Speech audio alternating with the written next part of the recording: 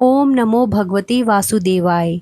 आप सभी का मेरे चैनल पर हार्दिक स्वागत है।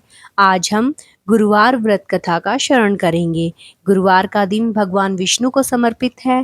कहते हैं कि जो व्यक्ति हर गुरुवार भगवान विष्णु की पूजा करता है और गुरुवार की कथा सुनता है, गुरु बृहस्पति की और भगवान विष्णु की कृपा से उसकी सभी परेशानियां दूर हो जाती हैं। तो आइए गुरुवार व्रत कथा का श्रवण करते हैं। प्राचीन समय की बात है। भारतवर्ष में एक राजा राज्य करता था। वह बड़ा प्रतापी और दानी था। वह नित्य गरीबों और ब्राह्मणों की सेवा सहायता करता था। वह प्रतिदिन मंदिर में भगवान दर्शन करने जाता था, लेकिन यह बात उसकी रानी को अच्छी नहीं लगती थी।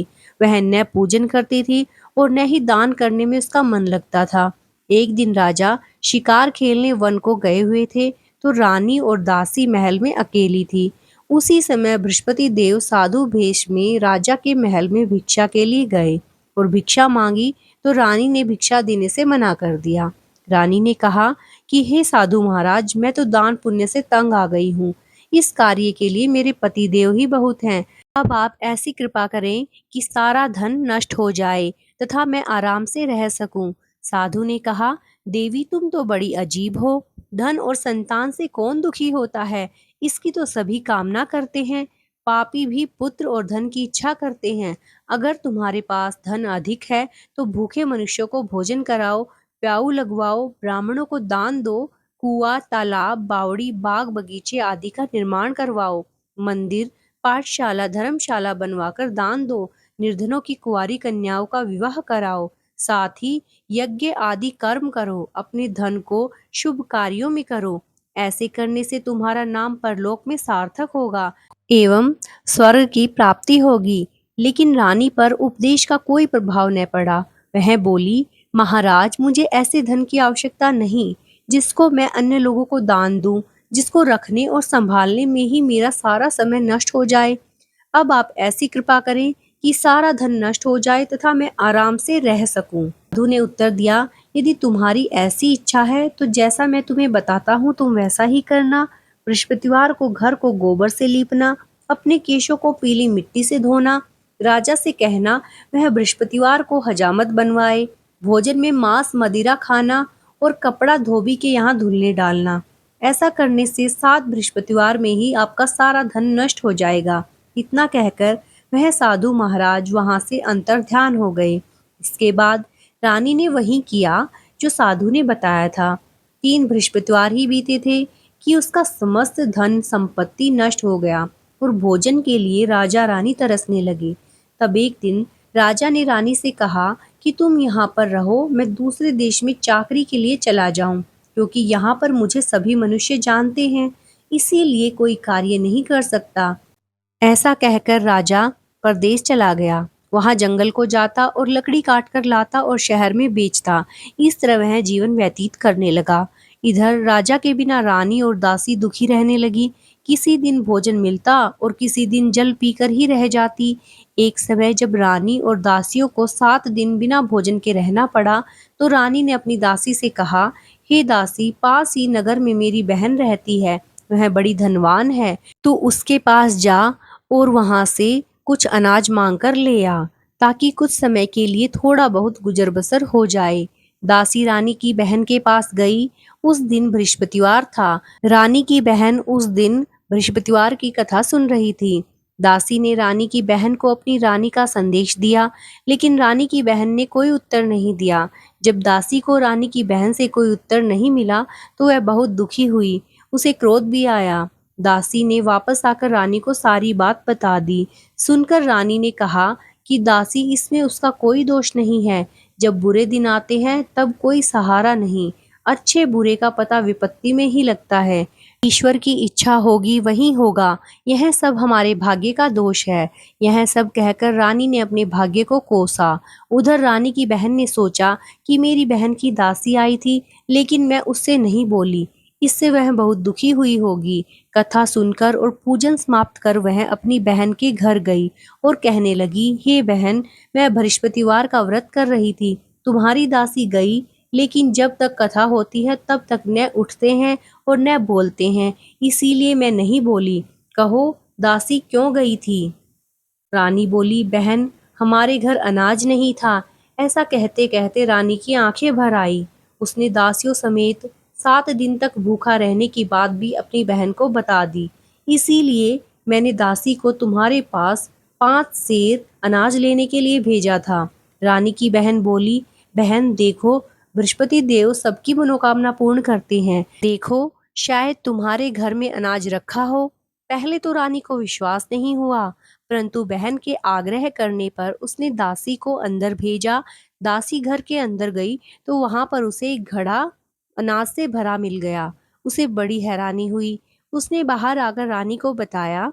दासी रानी से कहने लगी, हे रानी, जब हमको भोजन नहीं मिलता तो हम व्रत ही तो करते हैं, इसीलिए क्यों न इनसे व्रत और कथा की विधि पूछ ली जाए। हम भी व्रत किया करेंगे। दासी के कहने पर रानी ने अपनी बहन से बृहस्पति व्रत के बारे में पूछा। उसकी बहन ने बताया, बृहस्पतिवार के व्रत में चने की दाल, गुड़ और मुनक्का से विष्णु भगवान का केले के वृक्ष की जड़ में पूजन करें तथा दीपक जलाएं और कथा सुने। उस दिन एक ही समय भोजन करें और भोजन में पीले खाद्य पदार्थ का सेवन जरूर करें। इससे गुरु भगवान प्रसन्न होते हैं, अन्न, पुत्र और धन का वरदान देते हैं, साथ ही सभी मनोकामनाएं पूर्ण करते हैं। व्रत और पूजन की विधि बताकर रानी की बहन अपने घर लौट आई। रानी और दासी दोनों ने निश्चय किया कि बृहस्पति देव भगवान का पूजन जरूर करेंगे। 7 रोज बाद जब बृहस्पतिवार आया तो उन्होंने व्रत रखा। घुड़साल में जाकर चना और गुड़ बीन लाई तथा उसकी दाल से केले की जड़ तथा विष्णु भगवान का पूजन किया। अब पीला भोजन कहाँ से आए? दोनों बड़ी दुखी हुई, परंतु उन्होंने व्रत किया था, इसीलिए बृहस्पति देव भगवान प्रसन्न थे। एक साधारण व्यक्ति के रूप में वे 2 थालों में पीला भोजन लेकर आए और दासी को देकर बोले, हे दासी, यह भोजन तुम्हारे और तुम्हारी रानी के लिए है, इसे तुम दोनों ग्रहण करना। दासी भोजन पाकर बहुत प्रसन्न हुई। उसने रानी से कहा, चलो रानी, भोजन कर लो। परंतु रानी को भोजन आने के बारे में कुछ भी नहीं पता था, इसीलिए रानी ने कहा कि तू ही जाकर भोजन कर ले, तू व्यर्थ में हमारी हंसी उड़ाती है। तब दासी ने कहा, एक व्यक्ति भोजन देकर गया है। तब रानी ने कहा, वह व्यक्ति तेरे लिए ही भोजन दे गया है, तू ही भोजन कर। तब दासी ने कहा, वह व्यक्ति हम दोनों के लिए 2 थालों में सुंदर पीला भोजन देकर गया है, इसीलिए मैं और आप दोनों ही साथ साथ भोजन करेंगे। यह सुनकर रानी बहुत प्रसन्न हुई और दोनों ने गुरु भगवान को नमस्कार कर भोजन किया। इसके बाद वे प्रत्येक बृहस्पतिवार को गुरु भगवान का व्रत और पूजन करने लगी। बृहस्पति भगवान की कृपा से उनके पास धन हो गया, लेकिन रानी फिर पहले की तरह आलस्य करने लगी। तब दासी बोली, देखो रानी, तुम पहले भी इस प्रकार आलस्य करती थी, तुम्हें धन के रखने से कष्ट होता था, इस कारण सभी धन नष्ट हो गया। अब गुरु भगवान की कृपा से धन मिला है तो फिर तुम्हें आलस्य होता है। बड़ी मुसीबतों के बाद हमने यह धन पाया है, इसीलिए हमें दान पुण्य करना चाहिए।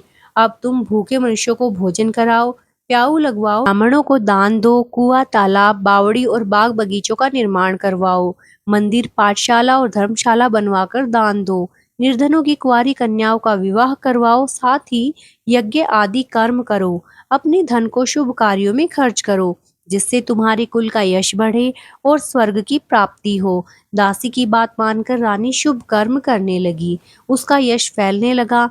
एक दिन रानी और दासी आपस में विचार करने लगी कि न जाने राजा किस दशा में होंगे, उनकी कोई खोज खबर भी नहीं है। उन्होंने श्रद्धा पूर्वक बृहस्पति भगवान से प्रार्थना की कि राजा जहाँ कहीं भी हों, शीघ्र वापस आ जाएं। उसी रात्रि को बृहस्पति देव ने राजा को स्वप्न में कहा कि हे राजा, उठ, तेरी रानी तुझको याद करती है, अपने देश को लौट जा। राजा प्रातःकाल उठा, जंगल से लकड़ी काटने के लिए जंगल की ओर चल पड़ा। जंगल से गुजरते हुए विचार करने लगा कि रानी की गलती से उसे कितने दुख भोगने पड़े। राजपाट छोड़कर जंगल में आकर रहना पड़ा, जंगल से लकड़ी काटकर शहर में बेचकर गुजारा करना पड़ा और अपनी दशा को याद करके व्याकुल होने लगा। उसी समय राजा के पास बृहस्पति देव साधु के वेश में आकर बोले, हे लकड़हारे, तुम इस सुनसान जंगल में किस चिंता में बैठे हो, मुझे बतलाओ। यह सुन राजा के नेत्रों में जल भर आया। साधु की वंदना कर राजा ने अपनी संपूर्ण कहानी बता दी। महात्मा दयालु होते हैं। वे राजा से बोले, हे राजा, तुम्हारी पत्नी ने बृहस्पति देव के प्रति अपराध किया था, जिसके कारण तुम्हारी यह दशा हुई। अब तुम चिंता मत करो, भगवान तुम्हें पहले से अधिक धन देंगे। देखो, तुम्हारी पत्नी ने बृहस्पतिवार का व्रत शुरू कर दिया है। अब तुम भी बृहस्पतिवार के व्रत में चने की दाल, गुड़ और मुनक्का से विष्णु भगवान को केले के वृक्ष की जड़ में पूजन करो तथा दीपक जलाकर कथा सुनो। उस दिन एक ही समय भोजन करना, लेकिन भोजन में पीले खाद्य पदार्थ का सेवन जरूर करना। भगवान तुम्हारी सब मनोकामनाओं को पूर्ण करेंगे। साधु की बात सुनकर राजा बोला, हे प्रभु, लकड़ी बेचकर इतना पैसा नहीं बचता जिससे भोजन के उपरांत कुछ बचा सकूं। मैंने रात्रि में अपनी रानी को व्याकुल देखा है। मेरे पास कोई साधन नहीं जिससे उसका समाचार जान सकूं। फिर मैं कौन सी कहानी कहूं, यह भी तो मुझको मालूम नहीं है। साधु ने कहा, हे राजा, मन में बृहस्पति भगवान के पूजन व्रत का निश्चय करो। वे स्वयं ही तुम्हारे लिए कोई राह बना देंगे। बृहस्पतिवार के दिन तुम रोजाना की तरह लकड़ियां लेकर शहर में जाना। तुम्हें रोज से भी दोगुना धन मिलेगा, जिससे तुम भली भांति भोजन कर लोगे तथा बृहस्पति देव की पूजा का सामान भी आ जाएगा। राजा ने ऐसा ही किया और उसको मनोवांछित फल की प्राप्ति हुई। इस प्रकार जो भी यह कथा पढ़ता या सुनता है, उसके सभी मनोरथ पूर्ण होते हैं और बृहस्पति महाराज तथा विष्णु भगवान की कृपा उन सब पर बनी रहती है। ओम नमो भगवते वासुदेवाय। ऐसी और भी व्रत कथाएं सुनने के लिए और पूजा विधि से संबंधित वीडियो देखने के लिए मेरे चैनल को लाइक, सब्सक्राइब और शेयर कीजिए। विष्णु भगवान और बृहस्पति देव महाराज की कृपा आप सब पर बनी रहे।